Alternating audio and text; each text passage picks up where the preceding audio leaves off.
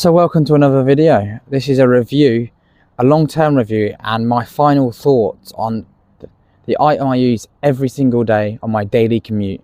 This is the FILDO L3, and I must say it has got its flaws, but overall it's probably one of the best decisions I've made in purchasing this. It's a fantastic e-bike, and if you're someone who depends on this for your daily commute or getting around, you can't do much better. You really can't, regardless of price point.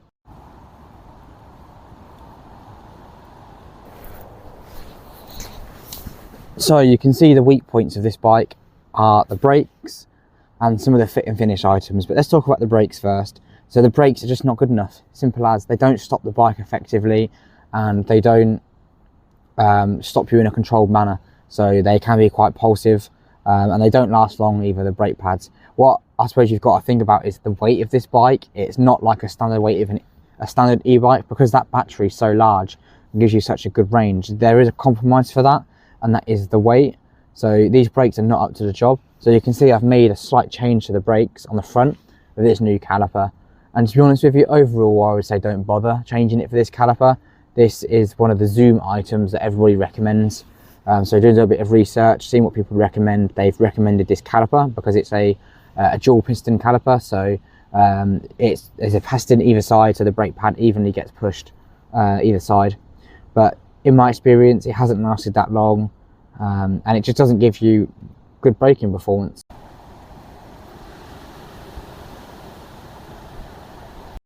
Okay, so this is quite a hard one to show you guys, but my main complaint with this is this display. Not bothered about how much information it shows you, because it doesn't show you much, but I'm not bothered about that. The buttons are so unresponsive sometimes. You can push it 3 or 4 times. If you're trying to get on the train quickly and trying to turn the bike off, it can be really, unresponsive. The battery gauge as well, that's not very accurate. Sometimes it will show 3 bars and it'll go back up to 4, then it'll go down to 3, then go down to 2, then back up to 4. So it's not a super reliable battery gauge either. Obviously, I know roughly the mileage I can get, so you can use the mileometer at the bottom to, give you a rough idea of how much mileage you're going to get, which in my experience is around maximum 40 to a charge, maybe 45 if you'll be a bit more careful. The rack on the back can be quite useful. I have used this on a couple of occasions, and it does add to the style of the bike as well.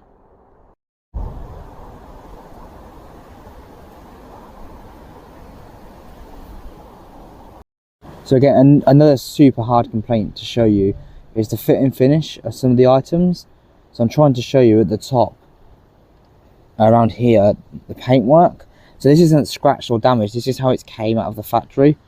And obviously the more you spend time with it, the more you notice it. So it's really hard to show you on camera, but I'm trying my best to show you.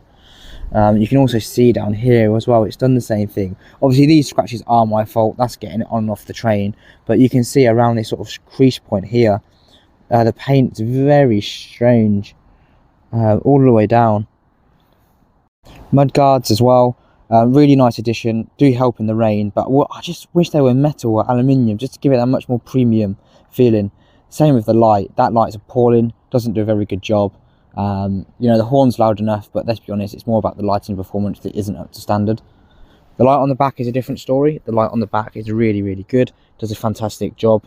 You can't turn it on and off, which is one of my complaints. It would be nice if you could turn it on and off. And obviously it's got one of these license plate holders, which again, you don't really need that, to be honest with you. It's basically just a cheap eBay job that the company's obviously bolted onto the rack themselves and then just wired in. But yeah, it does the job, I can't really complain.